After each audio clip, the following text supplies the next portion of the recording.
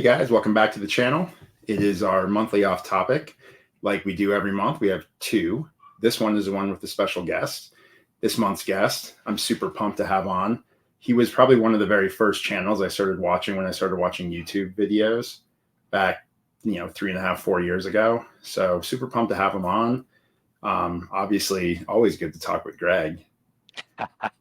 Well, maybe. Yeah. I think I'm a little overrated, but yeah, we have a good time though. Agreed. And All right. So yeah, go go. ahead. No, please. I was just gonna say, and it's especially fun getting to follow up talk to this guy because we both met him for the first time at the National this year, right? Yeah, that's true. Yeah, so That's true. that was cool. We touched base for the first time, and we'll have a little continue the conversation. Absolutely. So without further ado, our buddy Lou Rock.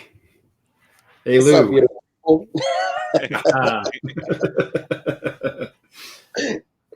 You're a hot topic lately, a hot guest. I just was watching you on For Collectors for Roberto Clemente Day, and now we're trying to follow in their footsteps and grab a piece of that. So I mean, around this time, I like to stay a little busy, in the live streams with Roberto Clemente. I used to be the guy for Clemente on YouTube, but Theo comes on and just becomes the Clemente collector, steals all my thunder. No, I'm just kidding. No, I love Theo. Theo's good people, man. Nice.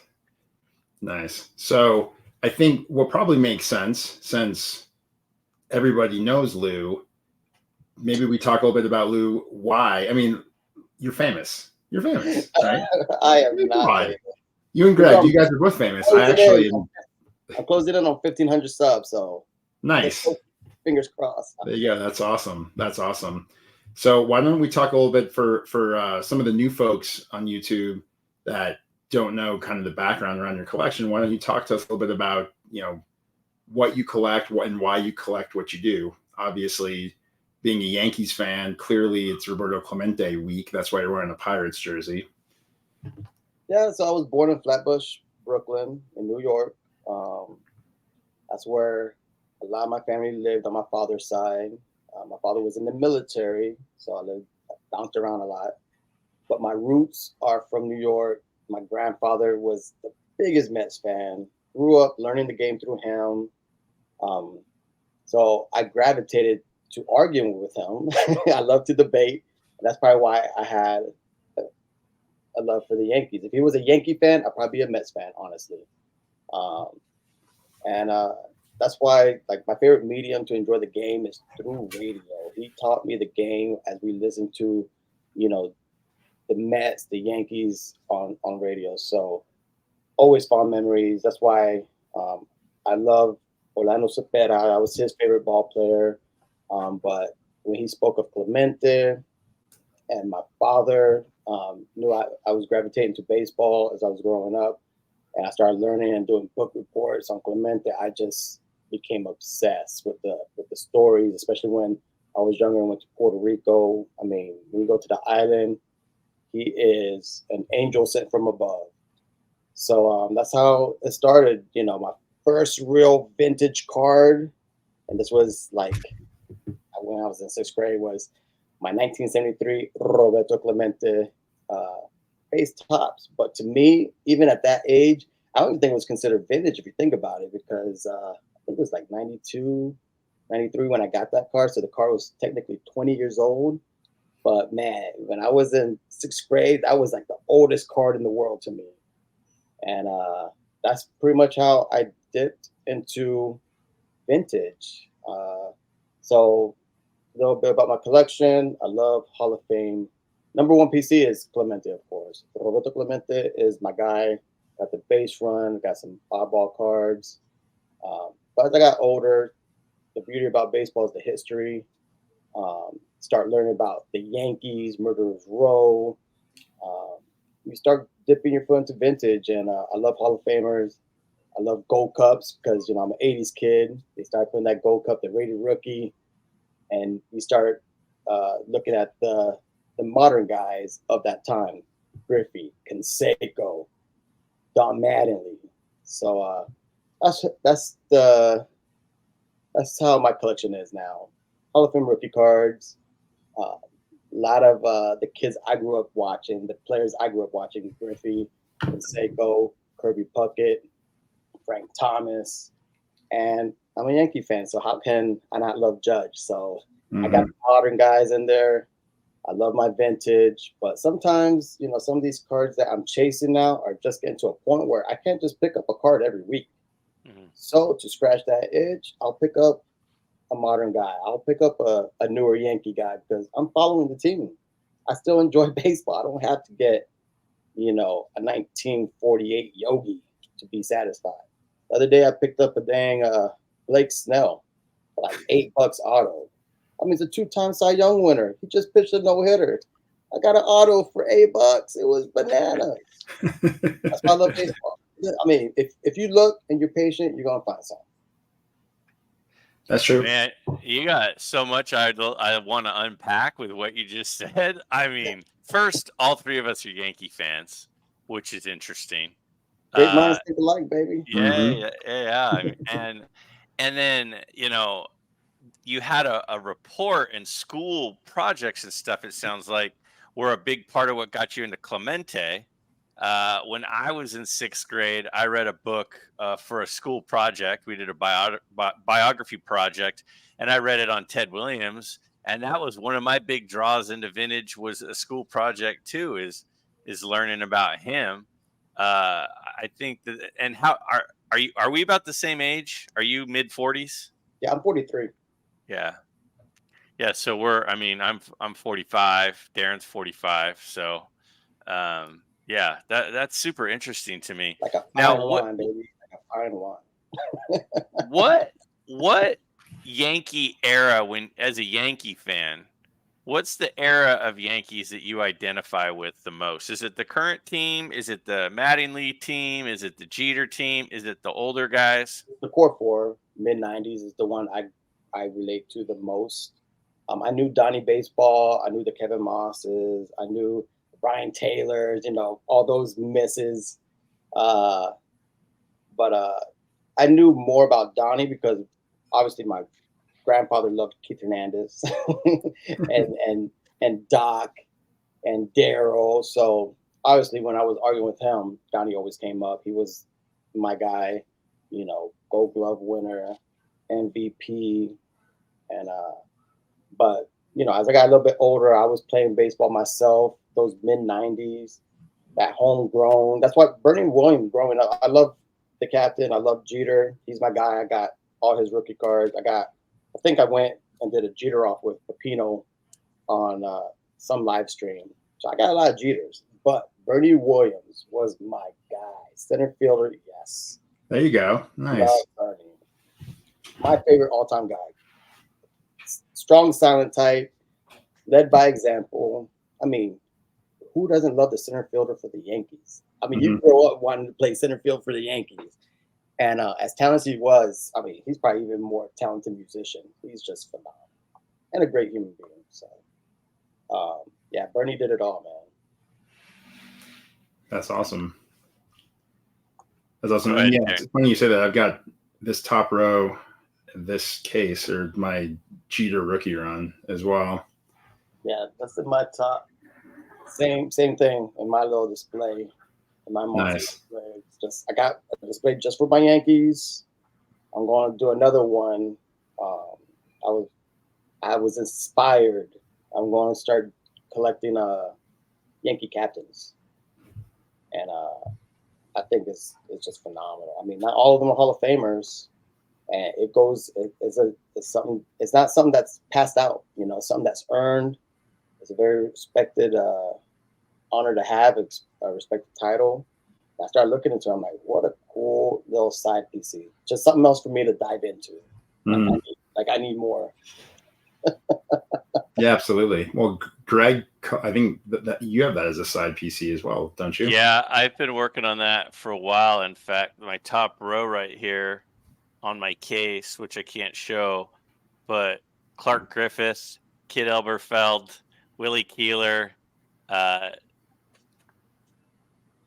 Chase, Frank Chance, Roger Peckinpah. Those are the first 6, and then Yes, it that's gets what I'm into a saying. couple. It's like, It gets into a couple of expensive ones. yep. there's a Ruth, and there's a Gehrig in there, but then there's some gaps too.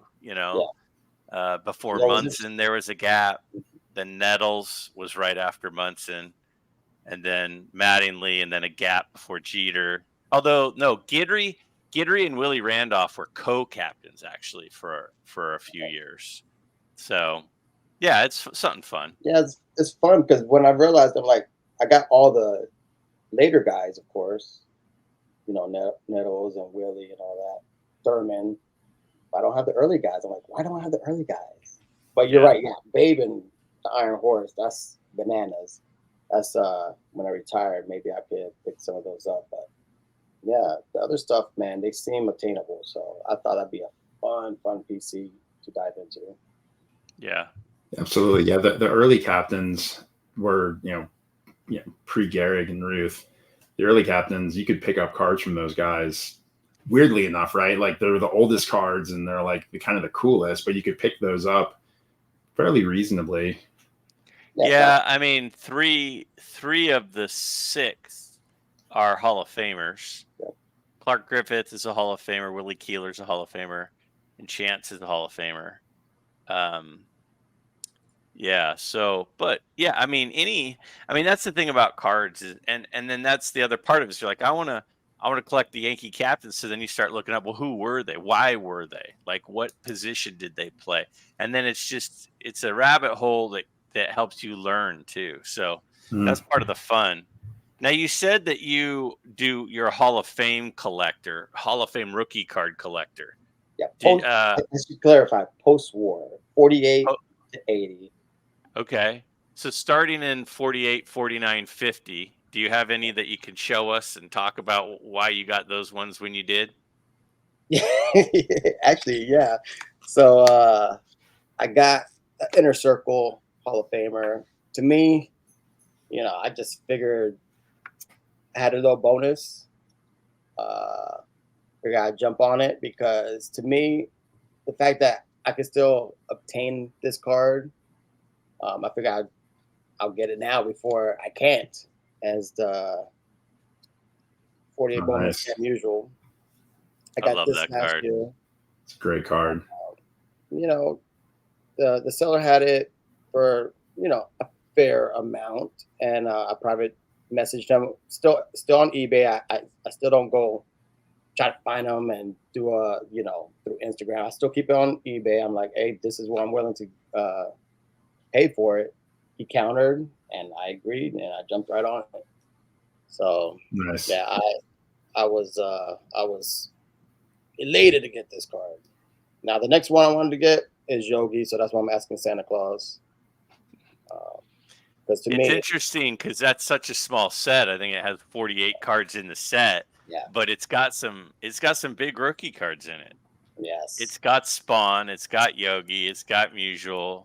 There's a Rizzuto in there. There's a Kiner in there. Well, there's some good ones. The thing with Rizzuto, so I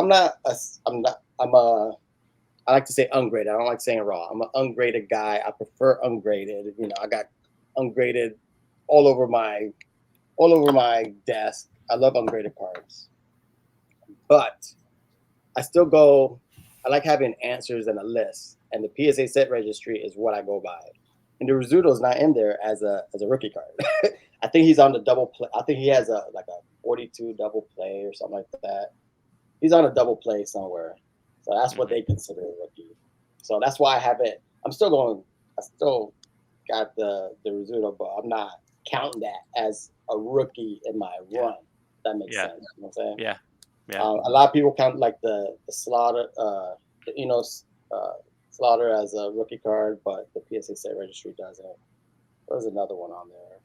But yeah, the Spawn is a beautiful card. I love that Albert Hitchcock, side profile. Love that unique picture, that pose. That's a great card. Ralph Kiner's in there. Yeah. Got that one. So yeah, there's some monster cards, and they're all like half the sets, like all stars and Hall of Famers.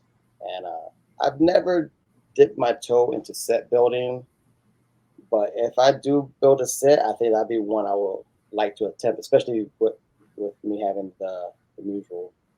Yeah. Yeah. Once you get the big one, it makes the rest a little bit easier. Kind What? of like when you do a rainbow. I got I, the yeah. one of one. Let me try. Yeah.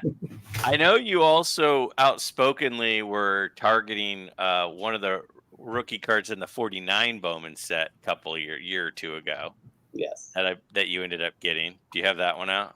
I do, and there's none other than the Campy, three-time MVP, Negro League superstar. I think he played for the Baltimore Eagles for like 10 years. Just a tragic story. That's why I gravitate to him. And I realized that I love catchers. Like, to me, Yogi's the GOAT, will always be the GOAT. I mean, his numbers just don't lie. Campy's on the Mount Rushmore of catchers. Of course, you got Bench. You could throw Gibson in there, but I mean, he caught 3 no-hitters. I mean, Campy is phenomenal. And I believe his automobile accident was in '58. So, and that's a phenomenal card too. They actually did the Symbol of Courage card. Yes, Yeah. with the wheelchair. Just his story is just phenomenal. I got his second year card. Yeah, it's an awesome card. It's a beautiful card too, man. I mean, Now, 1950 doesn't get enough love, but because the biggest rookie card is a non-rookie. I mean, a non-Hall of Famer. Well, I don't want to say it's the biggest rookie, but there's really no Hall of Fame rookie cards in 50. There's big cards in it, but like the Don Newcomb is the biggest rookie card in 50. yeah. Now, one of the things I'm noticing as you're showing these cards is I know we don't collect grades, but we collect certain qualities in a card. There's the Newcomb. That's part of Darren's bridge set of bridge players, right? Yep. And so these cards that you're showing right now, they're pretty decent grade, meaning pretty solid cards, like 4s and 5s. Do you kind of have a range that you look for? And again, I know it's not about the grade, it is about the card, but the grade is a description of the card. And so when you go, hey, yeah, I want my Yogi, I don't have my Yogi rookie yet. And is there what are you looking for in the card? You want, like, is a 1 out the window and an 8's out the window? But No, because so look, it has to be a perfect storm, right? It's where timing meets budget meets eye appeal, right? My wife throws all that out the window. She gets what she likes. So this I can't take credit on. She bought this for me for Christmas, and she saw my search history. She has a secret eBay account. That way I can't see what's in the card. She goes into mine. And she gets ideas, but I also joined the future and did an Excel spreadsheet of all my post-war cards that I have and don't have, highlighted the ones that I do have, so it's easier for her to follow. So she knows cards that I need, but she's just like, I like cards that look good, and all the 2s and 3s that you were looking at, because as John Mangini likes to say, I'm cheap, and I am. I just think I'm smart with my money. I'm usually a 2 to 3 type of guy, especially when it comes to anything in the 40s. I mean, you got that collector's grade, which is a 4. So I'm more than ecstatic to have a 2 or 3 as long as it looks good and it doesn't have to be dead centered like my boy WD. But yeah, I'm growing up. It was all about sharp corners and good registration. If the card was centered, that was a bonus because I don't know how many times in the '80s I got cards that were they were miscut.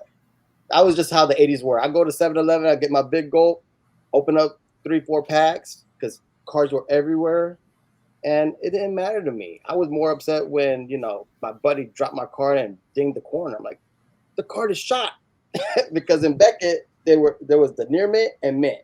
That was it. And near mint was 4 sharp corners and good registration. There was no centering. There was no So I'm still, I guess, on that same boat. You know, can't teach a old dog new tricks, I guess, but Yeah, I credit my wife. This just happened to be the perfect storm. I had a nice little bonus.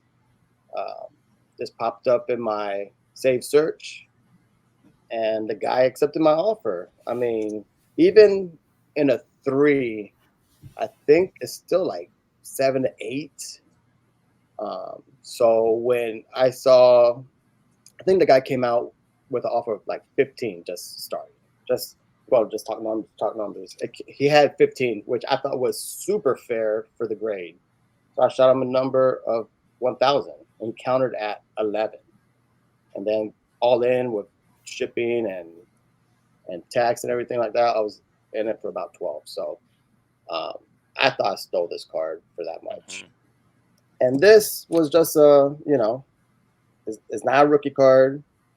I kind of it was just the one that popped up. I had the money, and it happens to match.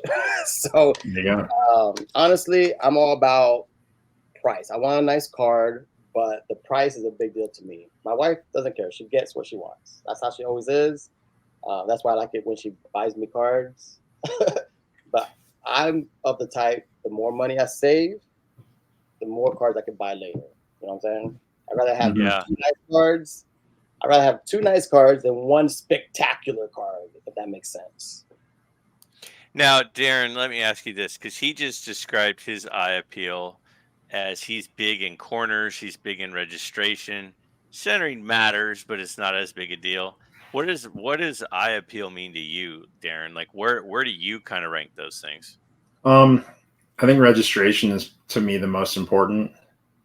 And then it depends on the card, I think, depends on the set. I'm a centering guy, but there's a lot. I mean, I take that back. I like centering, but I'm not a centering guy. A couple cards I picked up recently, my focus really was more on centering because the cards themselves are hard to find centered, and it was more of just like, oh, this would be fun to find a centered one. But when I look through when I go through my cards and like look at a lot of my old vintage stuff, even the ones in a little bit higher grade, they're not, they're not like way off centered, but a lot of them aren't. I wouldn't say are like well centered. So if I had to pick, I would say registration, then centering, then corners. And again, with corners too, for me, like I got that green cob recently. It had shit corners, 4 of them, but they were equal. So it actually, even though there were 0 sharp corners, they were all equally worn. So it kind of looked like it was a Okay, natural oval shaped card. let me break it down for you the way my mind works. Okay, so when it comes to cards, there's eras, correct? You're talking about a cog. I mean, if you find a card of a Cobb's type of um, a card of that magnitude, I'll be more on red flag. I'll be more worried about a card of a Cobb like that with sharp corners, dead centered. I'd be more like, ugh, maybe I shouldn't touch this card just because I'm I've been in the game a long time. I would think it's altered. Um, Something like this. I mean, I'm I'm not gonna buy this card because it's a little OC. You know what I'm saying? Corners are straight, registration looks good. I mean, look how young he looks. Hmm. Same thing with the Campy. The color's on point. Mm-hmm. Now, those cards are from the 40s. I got some cards from the 50s, but I start focusing a little bit more. As the technology gets better, the photo quality gets better. If I'm looking for a card like this, I want it centered. If that Mm-hmm. makes sense. Like I'm gonna give a little bit more grace on a card from the 40s, the 50s, 60s than I am a card from the 80s, 90s. Like I want to spend good money if the card was 70-30. You see what I'm saying? Right. I, and of course, you can find the one you want because they printed 20 million of these. Right. But Yeah. I'm not going. I'm like, God dang, I'm not going to buy this Campy because it's 70-30. If that makes Mm-hmm. sense, you know what I'm saying? You gotta. There's reason when you buy vintage. Yeah. You gotta have a little grace because if not, you're gonna be frustrated. Yeah, it's great to be patient, but when it comes to vintage, if you're gonna wait for that 50-50 centering on, you know, what's the car that everyone wants? A 54 Hank, or try to find an Aussie that's dead center. You're not going to find it. But when you do, nail it down and pay the sticker, because those things are hard to come by. But you're going to 100%. frustrate yourself. You're going to frustrate yourself in this hobby if you're like, oh, I'm not going to buy this 1950 Campy because it's off. You can't do that. You can do it with these. You can do it with this beautiful Aaron Judge, because that's to be expected. Right. Don't come out 60-40, even though they do at times. But you can afford to wait a little bit with the newer stuff, the modern stuff. But yeah, you can't hesitate, because if you do and you hesitate, you might never see it or never have it or obtain it. I think that's a really good point for people getting into vintage.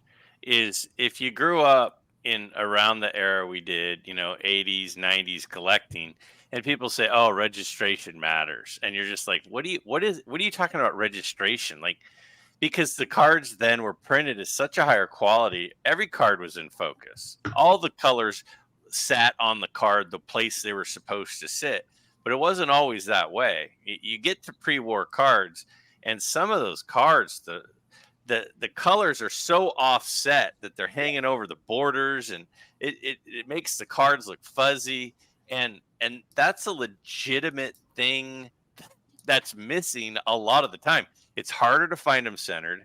It's harder to find them in focus because the printing quality was just terrible, and then the paper quality was trash. And so because of that, it's hard to find it without chipping and stuff. So yeah, I think that those are learning curves that a lot of people eventually figure out the more they get into that. But I think that the era is so important, like you just said. Well, it's funny. A buddy of mine sent me a tweet that I don't even remember or an X or whatever it's called now, of a off-centered 52 Topps Jackie Robinson that was so off-centered that it had that strip from the mantle, right, which was the card next to it on the sheet. Yeah. And it sold for 10 grand more than the Jackie sells in that grade, because it had that blue line from the mantle on it. And that was, to me, that was interesting. That's the first time I've ever seen a card go for a premium because of how badly miscut it was. So badly miscut, but it's also the story.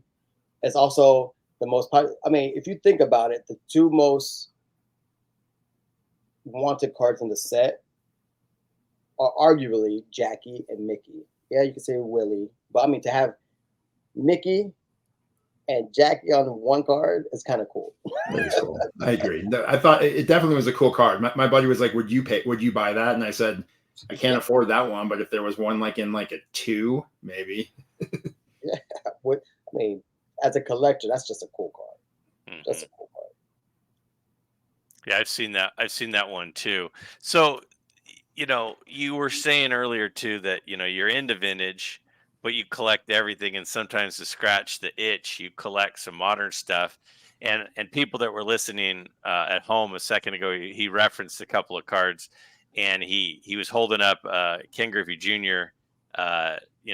Upper Deck, and then he was holding up there it is. It's back up. If you're listening, he's showing it again. If you're seeing this, you're seeing it.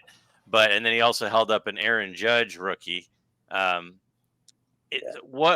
What are some of the modern cards that you are into? Like, what, is it just Yankees, or is it anybody? Honestly, I love, the new generation is here. I mean, you got Juan Soto. Prior to being a Yankee, I was big on him, just because of the Latin heritage. I do gravitate to the young Hispanics, Acuna, Jose Ramirez.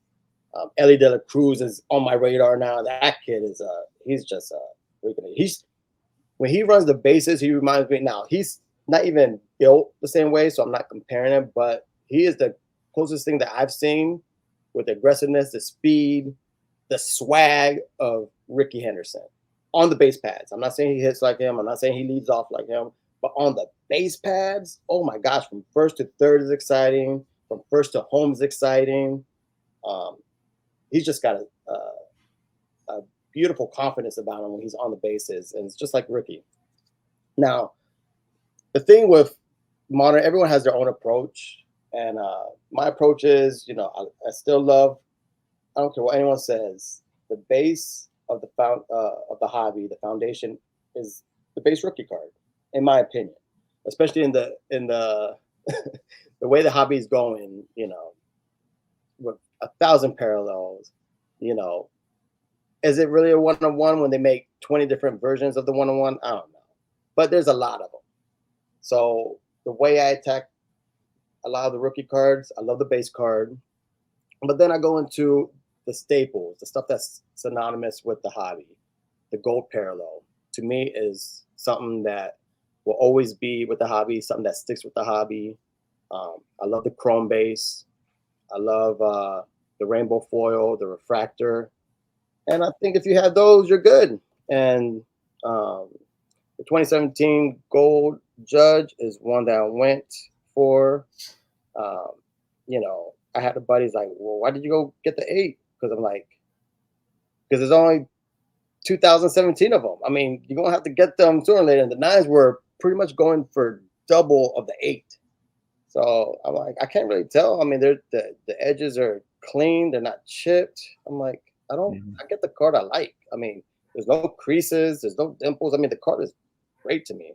There's no whiting. Honestly, I don't know why I got an 8. Well, I'm thankful that it was an 8 because it was so much cheaper. Yeah, and it's kind of like what you mentioned earlier, right, Lou? Where as you go to the older cards, the grade really swings, right? Versus the new stuff. Like I did some pack breaks last year where I did a Topps Museum collection, biggest waste of money on earth. For that, it was like $600 for a box of cards. I had like 8 cards in it. And I got a Andrew Jones like quadruple relic auto. Future Hall of Famer. Yeah. Took it right out of the pack into the plastic, sent it off, got it back and got a 6. It's like, all right, well, that card in a 6 versus a 7 versus an 8 versus a 9, can't really tell the difference, right? Like, the thing with relics, you'll never get a high grade. It's just the way the cardstock is too thick. Depending on the patch or the jersey, the surface isn't smooth because it's on top of cloth. They're more prone to chip because is adhered to the bottom. It's a lot of issues that can happen. That's why there's no need to send relic cards. Relic cards are not intended to be graded, in my opinion. It's for what it is. It's got player DNA on it, supposedly. It belonged on the player. It's like its own separate category. But now that we're, I'm gonna sound like an old man now, but everything needs to be graded now. Like, no, it doesn't. Let's enjoy the history. I mean, that's a relic, especially of the old guys, like the Clementes, the Mantles. That's a piece of history. And I remember when I was in college, late 90s, and reading in my Tough Stuff when they were talking about, Upper Deck just bought this bat. I couldn't remember who it was.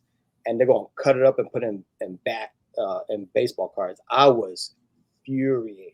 I was like, are you serious? And my wife, my girlfriend at the time, was like, why are you so angry? They bought it. They could do whatever they want. I'm like, do you understand? It's like opening sealed wax. Once you open it, you can't undo it. There's one less. And that's what I was telling her. I was like, you cut up this bat, there's one less. Like, you can't do that. Until I got my own relic card. I'm like, fractional ownership. Right. I would never be able to own a Clemente bat. I would never be able to own a Willie Mays bat. But now I have a little piece. It's nice. I like it. So it's true. So it's what percentage of your hobby budget, just approximately, goes toward modern stuff versus vintage stuff? Honestly, wherever I'm feeling that month, where I'm like, so I had some money I was saving up for something. I actually won a contest on YouTube for $100, and I was like, let me look at this because I always have it saved, but they're always so expensive. And because I'm looking at the 9s, and the ungraded card goes as much for a 9 or even more sometimes on eBay. And this 8 popped up, and it was like 50% of a 9. And I had the funds. I'm like, if I don't get it now, I'm never gonna get it. So really, it's the way it goes. I mean, the Yankees are on a run. I'm feeling good about my Yankees. I'm looking at more Dominguez. It's just whatever I'm feeling. Because the thing is, the vintage, those guys are Hall of Famers already. Nothing's gonna happen. Those cards will always be there unless there's a steal of a deal. Sometimes I'm looking at a card for like 6 months to a year, like the same freaking card. I'm always looking at it, and I always get the update of it's gone and then it's relisted. And I will send a message to these sellers with fair offers. I'm not lowballing, and they just ignore my message, or the price is the price. I'm like, I get it. It's your card. You can do what you want. But I've been watching this card literally for 1 year and you're not moving. So with vintage, honestly, there's no urgency. If I want to get like this Judge, I mean, he's a future 2-time MVP. He's already at 310 home runs. He's the captain of the Yankees. And, maybe in 20 years, it'll be a $50 card. But right now, try to get this card for what I paid for it. You're not going to. So sometimes you go with your heart, get what you want. See, I'm not an investor. I buy what I like. And if this card happens to be $50 in 20 years, I'm okay with it because this is a captain of the Yankees and it's his rookie card. I'm cool with it. I won't have regrets, So, no. Speaking of no regrets, here's a Judge Bowman Sterling. Nice. So That's sweet. I mean, honestly, there's really no plan. I mean, as long as I stay in my wheelhouse when it comes to Hall of Famers, rookie cards, like I have a whole bunch of Juan Soto rookie cards, Jose Ramirez. I just get wherever my heart fancies at that time. Like I just talked about that Blake Snell. Honestly, I had no money. I'm trying to be good with my cash. Christmas is around the corner. But I wanted a card. And I was looking up autos, like cheap autos. I was looking at like Al Barlick, like a Hall of Fame umpire. And I don't know how, but Blake Snell popped up in my feed. I'm like, that can't be right. Because I'm still a baseball guy, bro. I'm like, he's a 2-time Cy Young winner. He's he just pitched a no-hitter, so he's in the forefront of baseball. And I'm looking at his autos, and they're like $20. So I'm like, what? Buy it now. It's $25. And I just happened to find one that was ending. Picked up a Bowman Best prospect card, autograph, on card, $8. That makes me happy. I don't have to spend $300 to be happy. Yeah. My wife was like, "You got another card?" I'm like, $8. She's like, "Keep on buying those cards." Now, if you buy a card like you were saying, Acuna or Soto, so say you buy a couple of those cards because you like them, and then they have an Otani type season or a Judge type season, and the card just absolutely skyrockets. I mean, we're all human. We're all tempted to go, do I want it that bad? Do you ever sell them, or do you just go, nah, I bought it because I liked it, and I'm going to keep it? Yeah, I'm not a seller, bro. So, I have sold cards on eBay, but they were always by chance. So, like last season, my favorite story is last season, Dodger prospect playing center field. I wish I knew who he was in the beginning of the season because that same card sold for $2,000. I saw him starting. It was like before the All-Star break.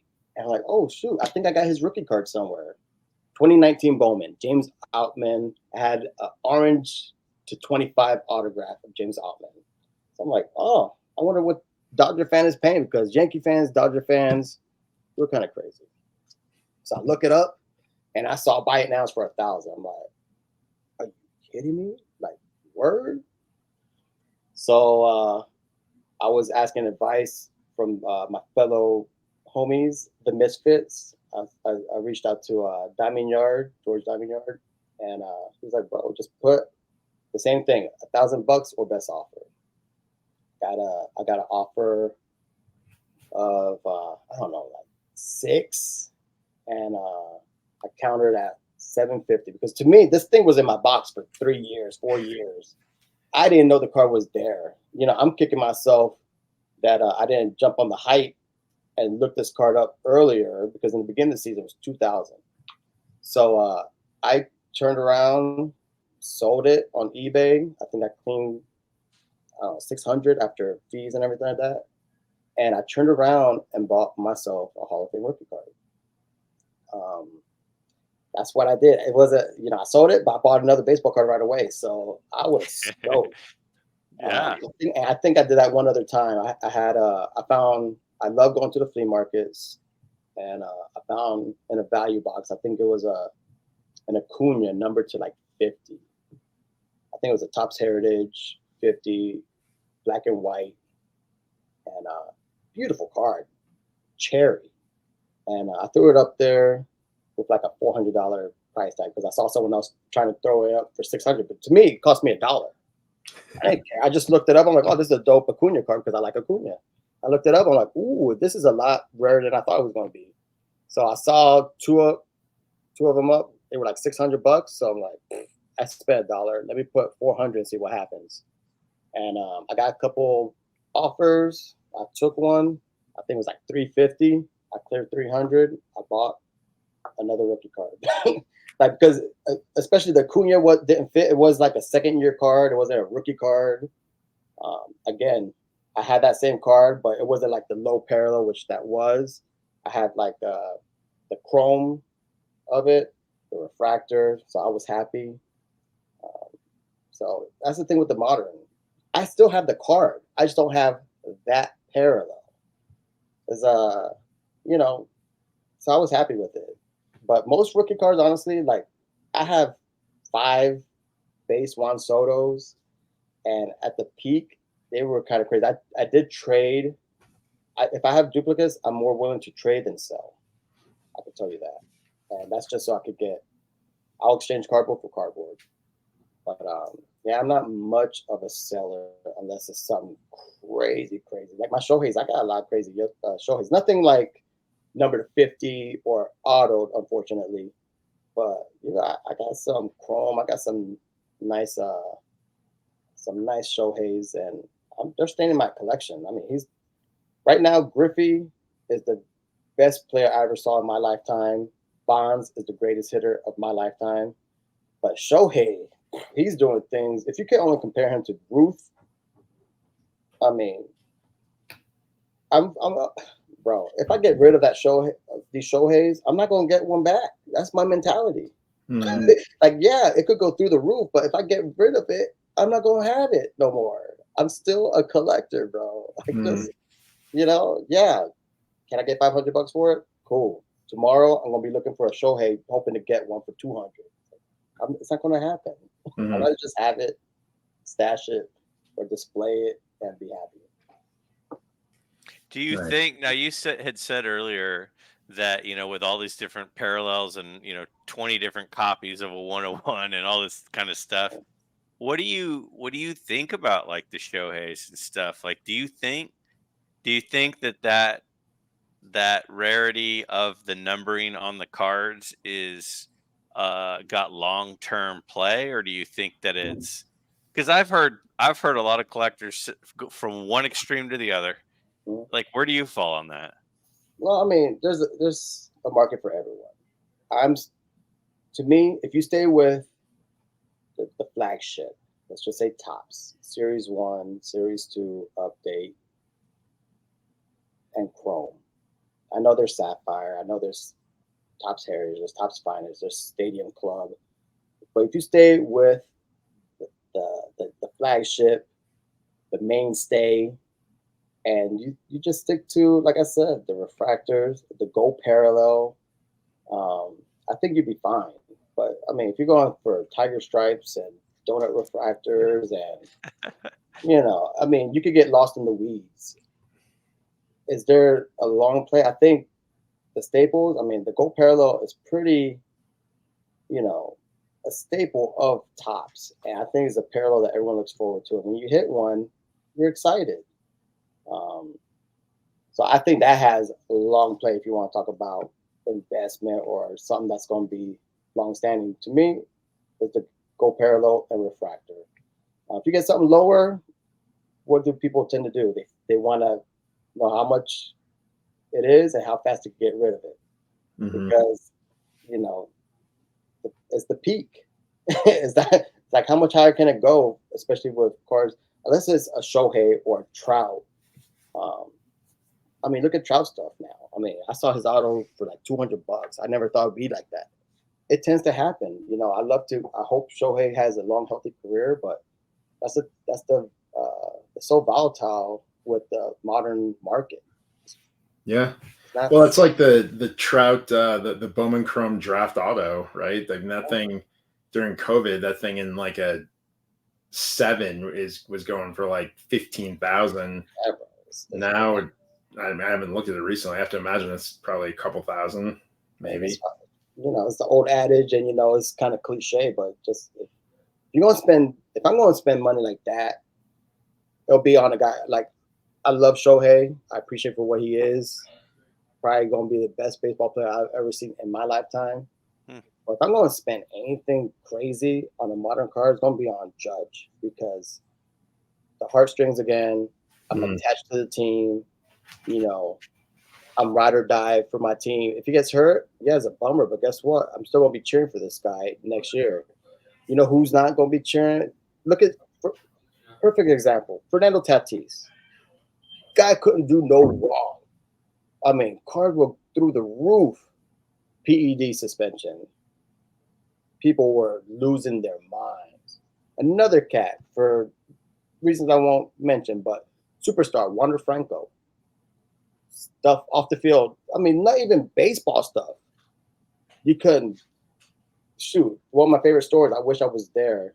I think James told me. I can't remember. They were selling like Wander Franco posters for $5. Some guy just paid $5 for a poster and ripped it right there and walked away. It's like, get what you want.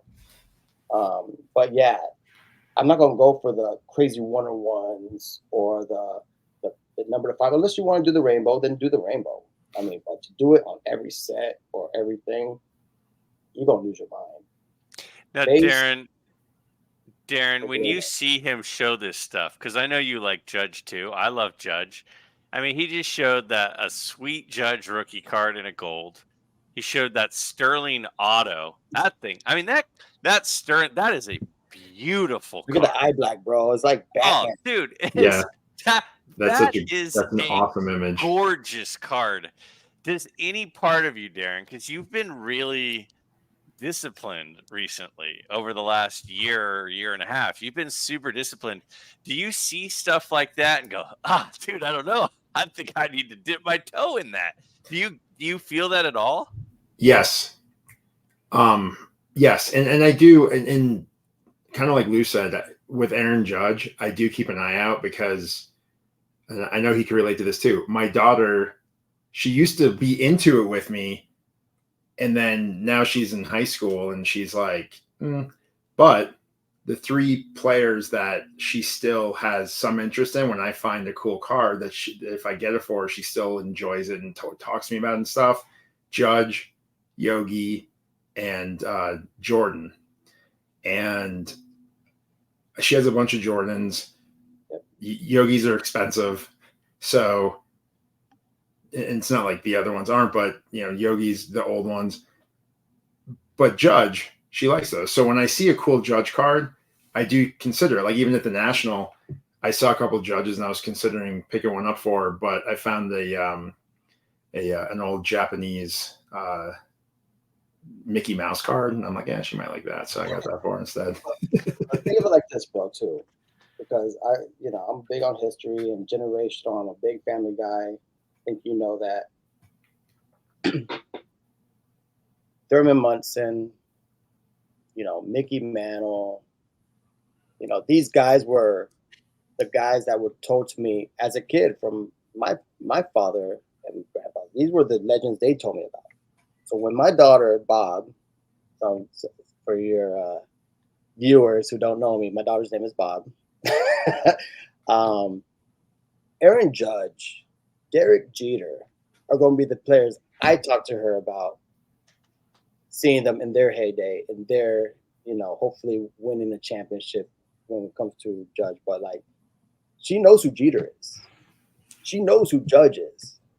Of course, she knows Glaber because unfortunately he's my guy too. But, but to her, those are going to be her Mickey Mantles. Those are going to be her Yogis. You see what I'm saying? When she's my age, those cards to her, they're going to be like 40 years old. That's pretty much the same boat I'm in when I'm talking about, the Thurmans, the Mantles. It's just the way it is. The Whitey Fords. So that's how I like to look at it. It's just a generational thing. Yeah, she knows. Everyone knows Babe Ruth, Lou Gehrig. Those are going to be players that are always going to be whispered in the wind. But she's going to know Judge. She's like, yeah, Dad talked about Judge the way, when my father talked about Mantle and Clemente and Mays. That's how I see it. That's why I don't mind purchasing these Judges because I love it. But when she gets these cards, these are going to be like, for her, this could be her 52 Mantle. You know what I mean?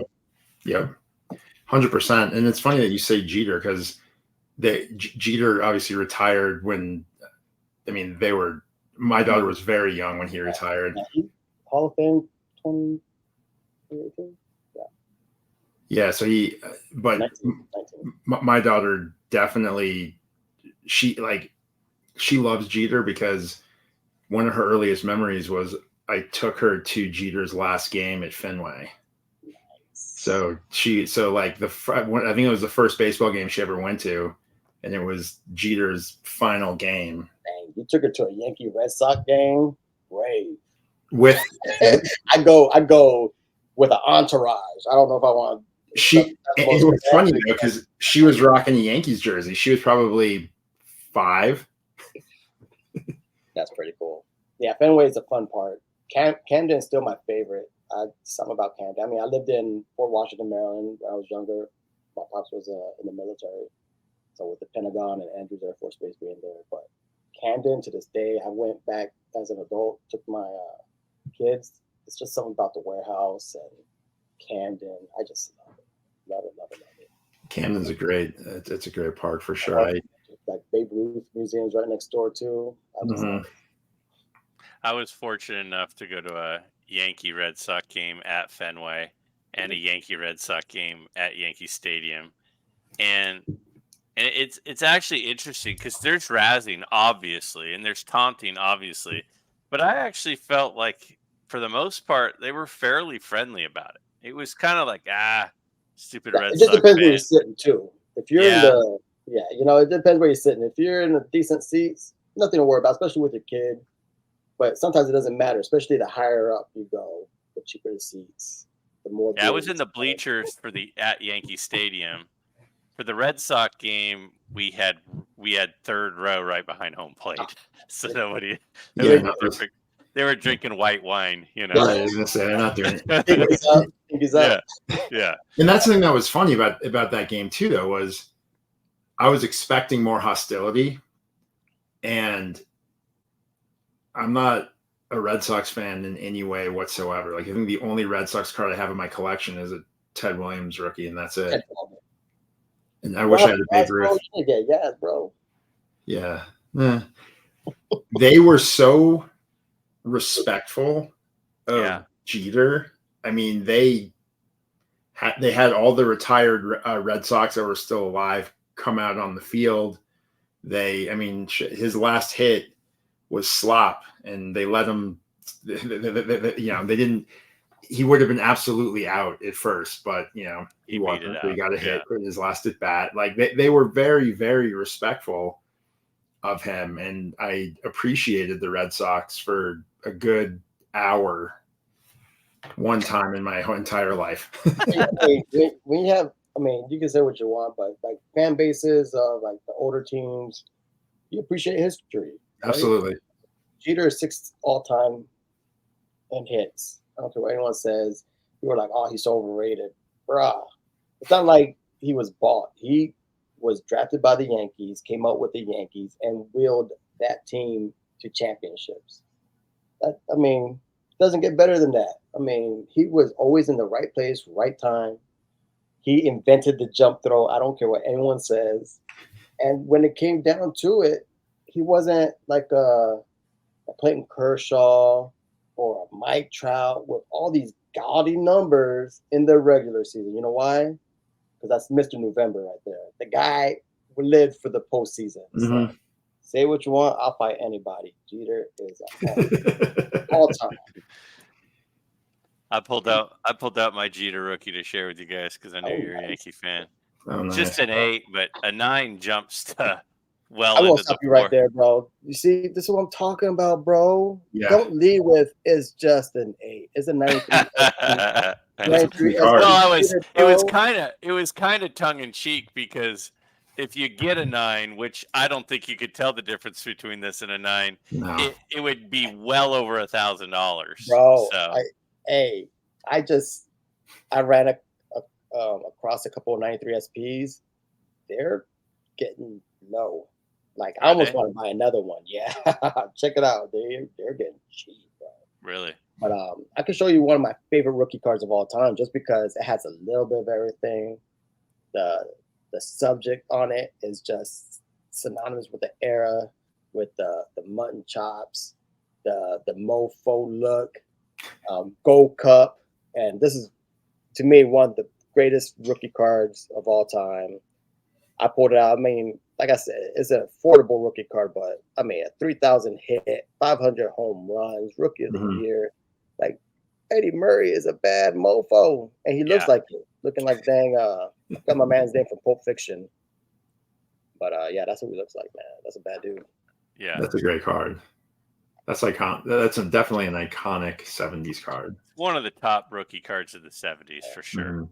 Speaking of 52, I don't have many 52s, but when I do, I like having rookie cards. Oh, yeah. Oh, nice. First Afro Latino, first Black White Sox. Now, what made you go with that one instead of the Bowman? Is it because it's the 52 tops? Because I got the Bowman. Me too, bro. Yeah. Nice. I love the Bowman. Honestly, I enjoy the 52. The Bowman's nice. I love I love Mini. Yeah. The Cuban Comet. But I mean, I think the word iconic is thrown around way too much. However, when you say 52 tops, I mean, how can you not gravitate to it? And I actually prefer this photo. Yeah, it's more of a realistic photo opposed to the drawn Bowman. Still love my Bowman, but I just there was too many boxes checked off when it came to the 52 tops Minoso.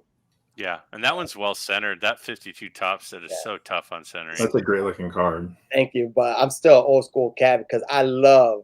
Some people would scoff at this because it's a diamond cut. Like it's nice and centered, but if you look at it closely, it is a slight diamond cut to it.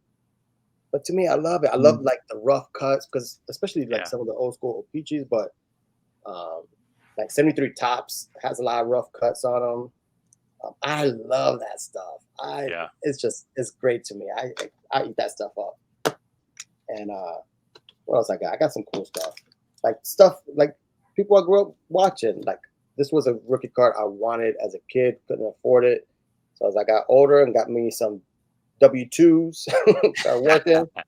I mean, a nice little Kirby. I mean, I enjoyed watching him winning those 2 World Series MVPs. I think it was an ALCS MVP, but he got 2 World Championships. Just to see a big man in center field like that going against the hefty bag. I mean, how can you not love the chubby center fielder, man? I saw a thing the other day that had his career numbers up against Bernie's. You're just talking about Bernie. Yeah. And Bernie was ahead in most of the categories. Yeah. And it's interesting that Bernie doesn't get a lot of Hall of Fame love. Switch hitter, I know. Because I mean, And to me, he was still a feared part of that lineup, especially Oh, being for switch sure. hitter. But he doesn't. Yeah. Yeah, he doesn't get a lot of love in that aspect. But I think Jorge Posada, especially for the catching position, I think now that you got cats like Joe Mauer, who I don't want to get off topic, but I mean, talk about No, please. That's the name of the series. lowering the bar. Joe Mauer, golly, if he's in, Really? how can you not He put? won batting titles as a catcher. He played catcher for what, 5 seasons, and then was DH and first base.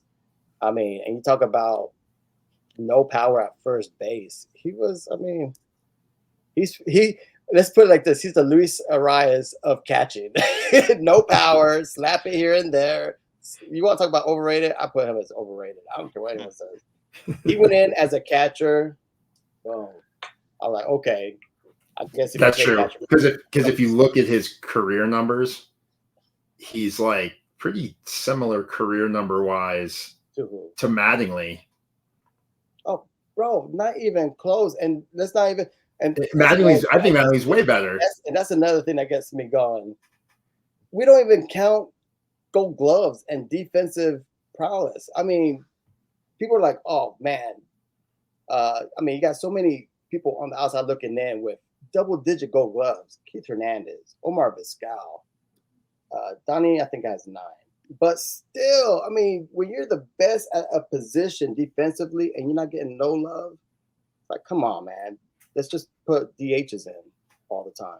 I know the coach is in there. I agree. But it's like, come on. We're talking about your grandpa's screaming down at you about Keith Hernandez right now. I mean, I'm serious. Like that guy should be in too. Yeah, he should be in. MVP, most Gold Gloves at his position. Yeah, come on, the greatest. He's probably the best first baseman defensively all time, and he gets no love. And then his mustache on top of it, mustache Hall of Fame. There you go. Well, Darren, we're already over an hour with this guy. Is there anything else you want to ask him before we have to shut this down? I think I think we covered a lot of stuff. I think we unfortunately stayed on topic a little too well. We kind of did. Yeah. He was our rudder. We usually veer off course, but he kept us grounded. He's holding up a couple of cards. There we go. Hank Aaron auto. And Yastrzemski auto. Yeah. So so Hank. Fall in love with that set. So yeah, Hall of Fame autos also a PC of mine. Nice. So oh yeah, that's a good one. Nice. I think I like him. Triple Crown winner. Yeah, oh yeah. So I have a card that has nothing to do with anything we're talking about, but I want to show it because my wife got it for me for our anniversary a couple of weeks ago. Oh. And I haven't shown it yet. So before I show it, my wife is I'm not a good gifter. I just buy stuff where I'm like, oh, I'm gonna buy you another purse because that's easy, right? Not Tory Burch, coach. Yeah, right. But for her, she's very, very good at picking good gifts. So first anniversary is paper. For our first anniversary, she bought me a Robin Yount rookie card. Oh, nice. Second anniversary is cotton. She got me a Nolan Ryan Mets jersey signed by Nolan Ryan. Third anniversary is leather. She got me a baseball mitt signed by Nolan Ryan. Fourth anniversary, this is our fourth, is silk. And she got me this old silk 1909 Doc White in a 4. So this thing is made out, it's a turkey red. But yeah, see how you can see a little bit at the top how it's kind of coming apart. But yeah, the front of the card itself is silk. So I thought that was super cool. So you can step your game up. I was like, year 5. I don't know. I don't know. I'm getting nervous because year 5 can't be very much. I mean, unless it's wood and she gets me like a Babe Ruth game used bat or something. Your game up, bro. I mean, that's pretty thoughtful. Yeah, no, she's really good at that, and I thought that was super cool. Like, go fill up the Amazon cart. I'll just hit buy. That's what I tell my wife. Nice. Or point me in a direction. Like, what color Coach bag do you want? I'll get you that. There you go. Yeah, I don't ask her. I go to the store and I'll ask the lady. I'm like, I want to give my wife a bag that I don't want to see lots of people with this bag. I want like a rare one, right? I'm like, look, I collect baseball cards, so I understand the importance of rarity, right? And they'll make fun of me for collecting baseball cards, and then they'll point me in the direction of the purse that is rarer. And I'm like, perfect. I'll take that. I just celebrate. Well, I don't want to say just celebrate. My anniversary was in May, but I just hit 20. Nice. So Yeah, we did 20 last November, so closing in on 21. Nice. You guys' marriages can start drinking here soon. That's good. All right, Lou. Married that long, you need a drink. Oh, dude. It's coming off the rails, baby. I'm surprised she's not an alcoholic by now, having to put up with me. So, well, it was a pleasure kind of getting a chance to talk with you. Again, we got to talk briefly at the National, but there's so many different things pulling you so many different directions. You don't get a good visit with anyone, really, but this has been a lot of fun, and seeing some of your collection has been awesome. Maybe Strongsville, we could, more intimate setting, smaller group, not so crazy. Are you going? I'm leaning that way. I don't think I'm doing the National this year in Chicago. Okay. I think Strongsville is a little bit more obtainable, shoot up there, hit the weekend, fly back down, easy trip. But I think Strongsville is a possibility. It's around my nice. Too, so it's a blast. Yeah. Yeah. So I think that's going to be it. And, try something new. I've done the National a little bit. And, I think I'll do that. To get away for a week from the family and spend all that money is tough. I think I could get away, get the green light for a weekend, Friday, Saturday, and I'll come back down. Nice. Well, I will say in Strongsville, if you do decide to go for like the couple months leading up to it, focus more on the judge cards, because at Strongsville, there's nothing like that. Yeah. Oh, yeah. Well, that's why it'd be a new experience. I really want to check it out. Especially last year, everyone was talking about how great it was and talking to somebody. So I think it's just a new experience. I've done the National. National is great. I love it. But like you said, I felt bad this year because there's so many people I wanted to talk to. Like Theo was someone I really wanted to talk to, and I talked to him for like 3 minutes, I think. And you're getting pulled by other people because they want to meet you, and you want to give time to everybody, and you want to appreciate everyone, but it's so tough, man. And like the only people you really chill with are the people either at your Airbnb or the people at your hotel, people you carpool with. But once you're at the show, man, it's tough, man. Yeah, it's crazy. It's crazy, and I agree, because it was weird because there were so many people that I would see outside of the show, but I wouldn't see them at all at the show. And it's like, that's strange. Like I'd bump into people like around town. Yeah. It was easier. I wouldn't see them at the show where we were there the whole time for 4 days. Side by side with John, and I wouldn't find him for 3 hours. Like we will walk in, I'll turn around because I'm interested in something. He'll wander off because he sees something. I'm like, yo, John, check the, and done. Looking for his bald head, white jeans, can't find him. That's how it was with Greg. We get separated, and then you pull the phone out, and you're like, yes, no bars. Sweet. Yeah, it's useless. Next time I'll bring a flare. Just gonna shoot on it. But that's the beauty of Strongsville. You just look across the room and you go, there he is. Hey, come here. You can almost shout, hey, Darren, come here. And he can hear you. And it's like, it's insane how small it is. It's a hockey rink, literally. Yeah. It's a hockey rink. They melt the ice, and you're inside the inner part of a hockey rink. Yeah, it's appealing. I mean, that's what a car show is. I mean, the car shows I grew up with were in the mall. Those were the car shows I grew up. Go to the mall, car show just happened to be there. I'm like, this is awesome. And what's cool is it's like that, but it's not just the cool cards that are there. Some of the dealers there, man, they are so old school. Like we were talking to a guy who's like, yeah, back in like early 80s. I owned a restaurant, and I also owned like an antique store, and people were coming in, they're selling cards. They're like, oh, what'd you have?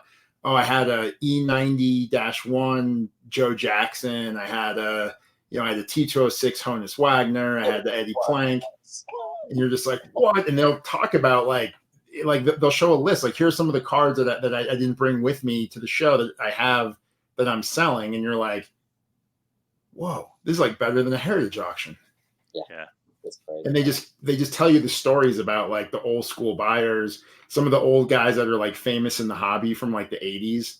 They're like, oh yeah, I knew him. Like, I was a dick, And it's like it's Networking back in the day was so small, but uh, I love it, man. Love everything about it. yeah. I hope you could come. That'd be awesome. That's the plan. Cool. I already got approval from my new boss to go. All right.